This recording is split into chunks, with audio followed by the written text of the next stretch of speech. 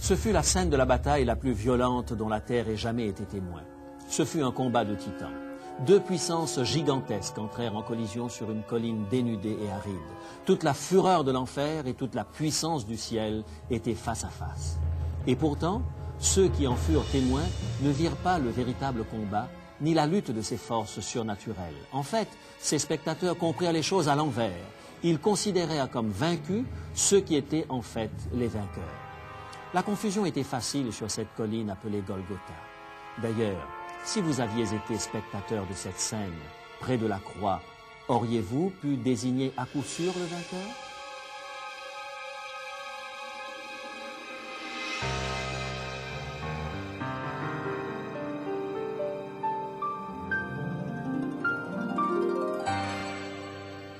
Il est écrit, « Je suis José Élisée et je vous propose la solution à vos besoins les plus profonds, Jésus-Christ. » Aujourd'hui, de notre série « La guerre des anges », Jésus a eu le dernier mot. La croix était une épreuve de force entre deux puissances. D'un côté se trouvait la justice de Rome, soutenue par une escouade de soldats romains, de l'autre un condamné, un homme solitaire, entre deux larrons. D'un côté les chefs du peuple juif drapés dans leur dignité, de l'autre un homme ensanglanté dont la foule se moquait. D'un côté se trouvaient les grands hommes religieux de l'époque, de l'autre un homme que ses meilleurs amis avaient abandonné. C'était loin de ressembler à un combat. Ce le fut encore moins quand Jésus le condamné fut cloué sur une croix et soulevé de terre. Ses ennemis faisaient cercle autour de lui en le raillant, tandis que le sang s'échappait de ses blessures. Personne ne vit le moindre signe indiquant que Dieu venait au secours de cet homme que beaucoup considéraient comme noble et bon. Aucun ange ne se présenta pour le descendre de sa croix. Au lieu de cela, un cri. « Mon Dieu, pourquoi m'as-tu abandonné ?» La lutte était inégale. Il semblait facile de voir où étaient les vainqueurs et qui était le vaincu. Le misérable crucifié, naturellement. Et pourtant, au milieu de cette horrible scène de torture, quelque chose échappa à l'attention des spectateurs. Ce fut Jésus, le mourant, qui eut le dernier mot. À la croix, Dieu remporta sa plus éclatante victoire contre les forces du mal. À la croix, il vainquit la cruauté et le péché. Les choses se déroulèrent exactement comme Jésus les avait prédites. Il avait conduit son action à la perfection dans cette bataille. Tous les participants, amis ou ennemis, avaient joué leur rôle parfaitement, surtout les ennemis. Aussi, avant de rendre le dernier soupir, Jésus s'écria « Tout est accompli, c'est fait, c'est maintenant réalisé, la victoire est remportée. » Pour comprendre pourquoi cette victoire est si remarquable, nous devons retourner au début du conflit, au début de la guerre. La semaine dernière, nous avons parlé de la rébellion de l'ange Lucifer contre Dieu et de cette guerre qui débuta dans le ciel. Au lieu d'être détruit immédiatement, Lucifer fut chassé du ciel et se retrouva sur la terre. Là, l'occasion lui fut donnée de faire la démonstration de son système de gouvernement.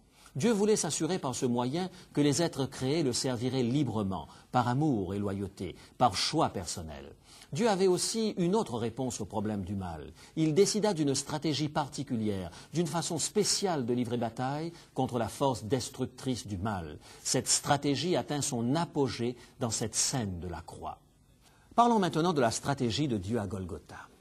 Lisez avec moi la description du plan de Dieu pour le salut des pécheurs telle qu'elle est rapportée dans la première épître de Pierre, au chapitre 1er, les versets 18 à 20. Dieu y indique clairement comment il est venu à notre secours au moment où nous en avions le plus besoin. 1 Pierre, chapitre 1, versets 18 à 20. Ce n'est pas par des choses périssables, par de l'argent ou de l'or que vous avez été rachetés, mais par le sang précieux de Christ, comme d'un agneau sans défaut et sans tache, prédestiné dès avant la fondation du monde. Le plan de Dieu fut conçu dès avant la fondation du monde. Selon ce plan, les êtres humains peuvent être sauvés du désastre du péché grâce au sang de l'agneau, grâce au sacrifice de Christ.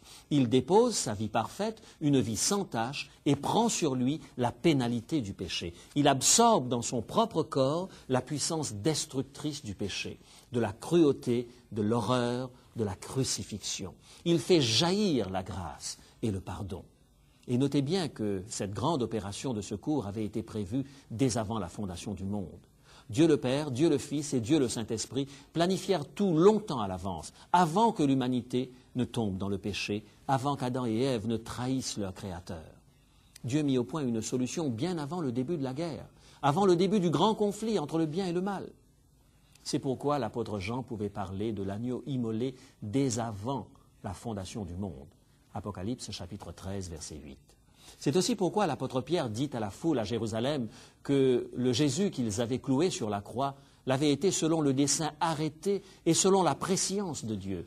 Actes chapitre 2, verset 23. De toute éternité, Dieu planifia un moyen de sauver les êtres humains du désastre du péché. C'est pourquoi Paul pouvait dire au sujet des croyants que Dieu le Père les a élus avant la fondation du monde. Éphésiens chapitre 1er, verset 4. Dieu avait un plan, il avait une stratégie avant que la terre ne soit créée. Il avait mis au point le moyen de gagner cette guerre. Et savez-vous à quoi tout cela se résume? Dieu s'est donné lui-même. Voilà comment combat le Dieu Tout-Puissant. Christ se donna lui-même. C'est une des vérités les plus profondes de toute la Bible. Quand le rebelle Lucifer devint Satan, cet ange mauvais décida de renverser le gouvernement de Dieu. Il voulait prouver que les êtres créés n'étaient pas obligés de vivre dans l'obéissance à Dieu. Il s'attaqua au caractère même de Dieu. Il essaya de présenter Dieu comme un juge lointain et arbitraire, un tyran vindicatif et coléreux. Il allait prouver que Dieu n'est pas juste. Lucifer voulait le pouvoir, il enviait le Tout-Puissant. Il manipula, calomnia et fit des plans pour obtenir plus de puissance. Quelle fut la réponse de Dieu? Il se donna. Le Père donna son Fils bien-aimé. Le Fils donna sa vie. Jésus permit à des hommes cruels de lui faire les pires choses. Il prouva que l'amour de Dieu était même encore plus fort. L'amour de Dieu est incommensurable. L'amour de Dieu est éternel. L'amour de Dieu sauverait même l'enfer si cela était possible. Sur la croix, Jésus eut le dernier mot. Tout est accompli. La croix était en fait la bataille principale dans cette longue guerre de tranchées entre Christ et Satan. Ce fut le point tournant de cette bataille millénaire. Ce fut un élément de cette lutte féroce qui débuta au moment où Jésus naquit sur cette terre. Prenons un peu de recul pour avoir une vue d'ensemble du problème. Jésus naquit à Bethléem. Les anges annoncèrent la bonne nouvelle au berger, les mages vinrent de l'Orient pour lui rendre hommage, Dieu se donnait lui-même. Chaque année à Noël, nous chantons la paix de cet instant. Et que se passa-t-il immédiatement? Un roi du nom d'Hérode réagit violemment. Il entendit parler de ce Messie sauveur.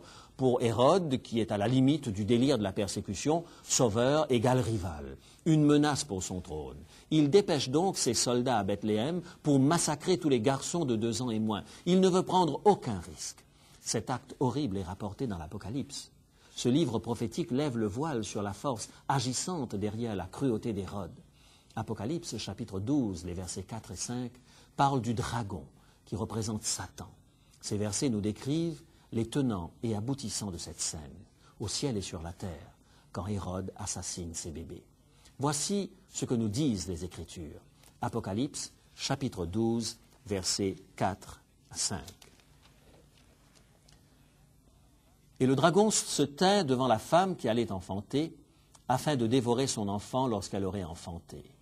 Elle enfanta un fils qui doit paître toutes les nations. Qui est cet enfant mâle qui dirige les nations? Jésus, naturellement. Et le dragon qui se tient prêt à dévorer le Christ nouveau-né dès sa naissance, c'est Satan, et non uniquement le roi Hérode. Satan connaît le plan du salut de Dieu pour venir au secours de l'humanité. Et Satan veut garder la maîtrise de la situation. Il veut garder le contrôle. Il est facile de voir sa main derrière le massacre de ces enfants innocents. Il est facile de voir sa jalousie et sa haine derrière la réaction du roi Hérode. Mais ce n'était que la première attaque, la première tentative de Satan pour détruire Jésus. Nous retrouvons Jésus à 30 ans, près du fleuve du Jourdain, pour être baptisé par Jean. La voix du Père se fait entendre disant « Celui-ci est mon Fils bien-aimé. Jésus est maintenant prêt à commencer son ministère. Et qu'arrive-t-il immédiatement après son baptême? Satan tendit à Jésus une embuscade dans le désert.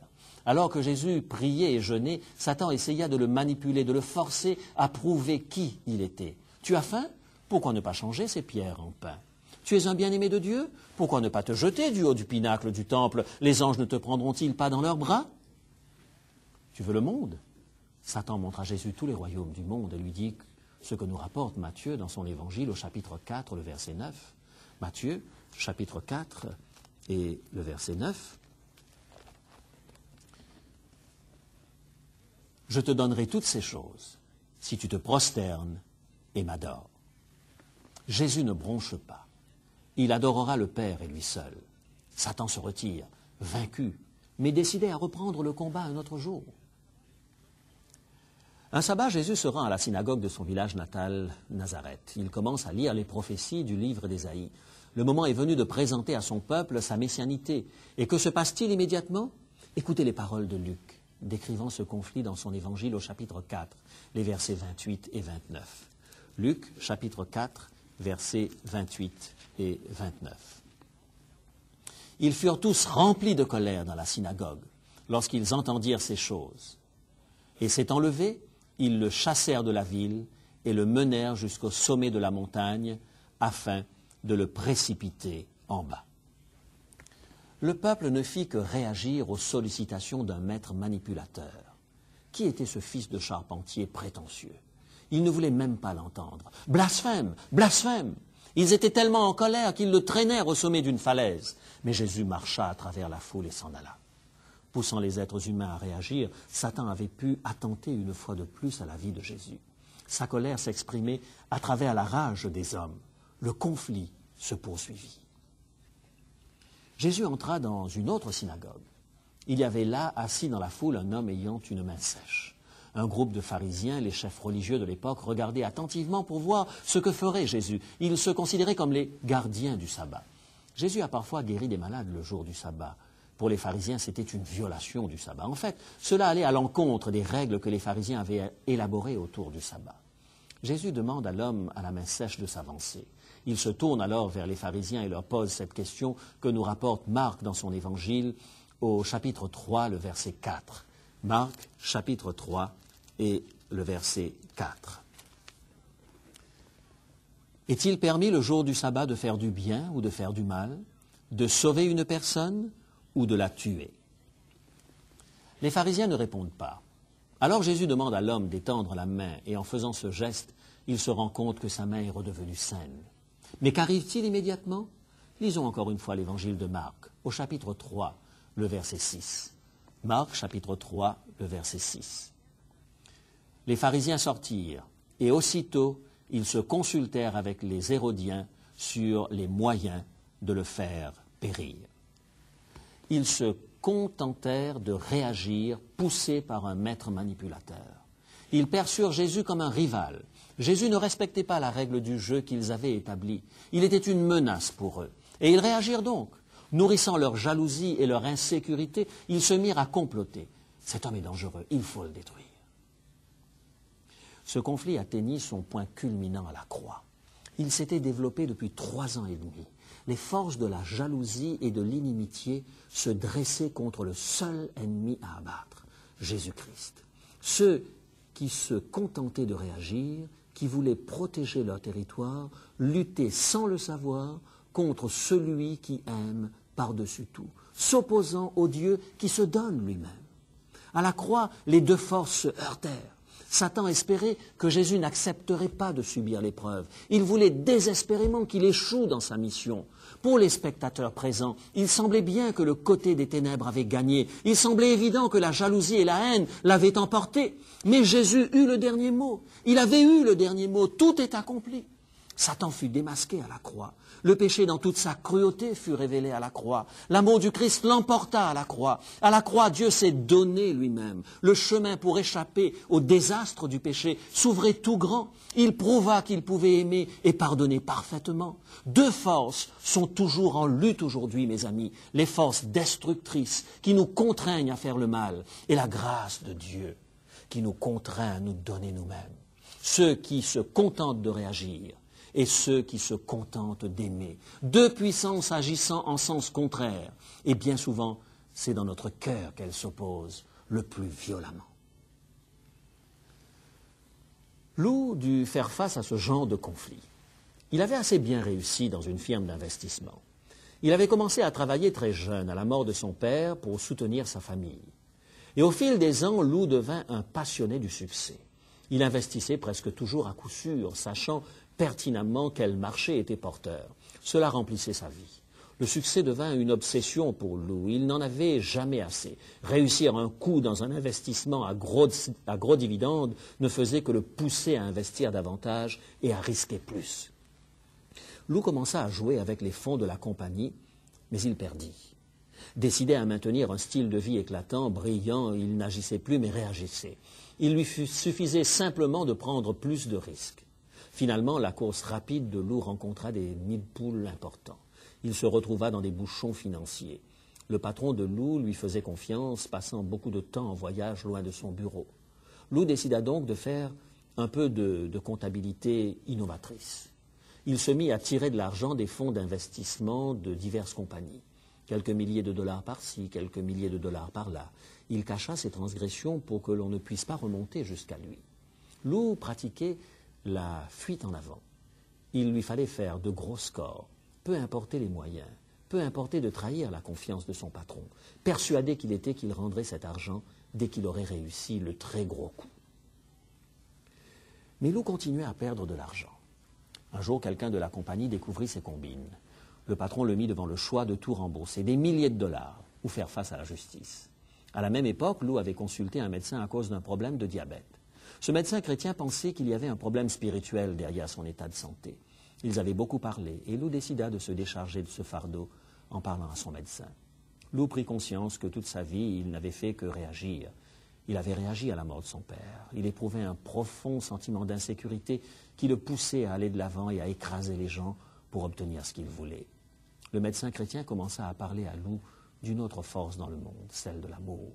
Il lui parla du Dieu qui s'est donné lui-même sur la croix. Lou décida de reconstruire sa vie sur de nouveaux fondements.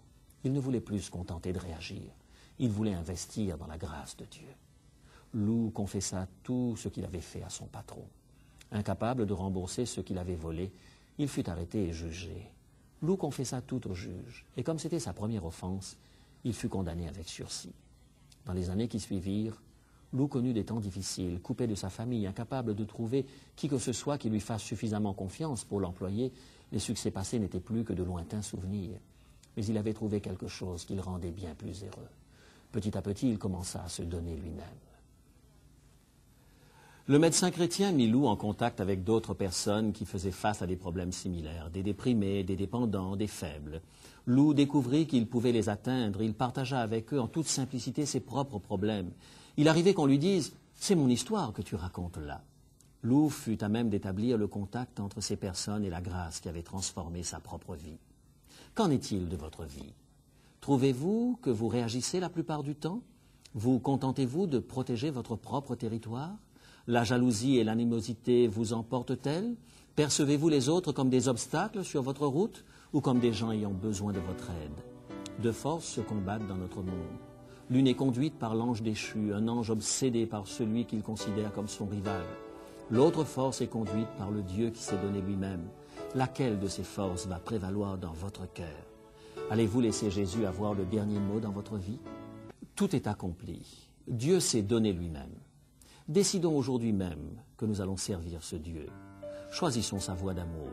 Reconnaissons que d'autres forces ont travaillé dans nos cœurs et que nous avons besoin de la grâce pour remettre nos vies à l'endroit. Voulez-vous ouvrir vos cœurs à Jésus en cet instant même, pendant que nous prions? Notre Père, merci pour le merveilleux sacrifice de Christ sur la croix.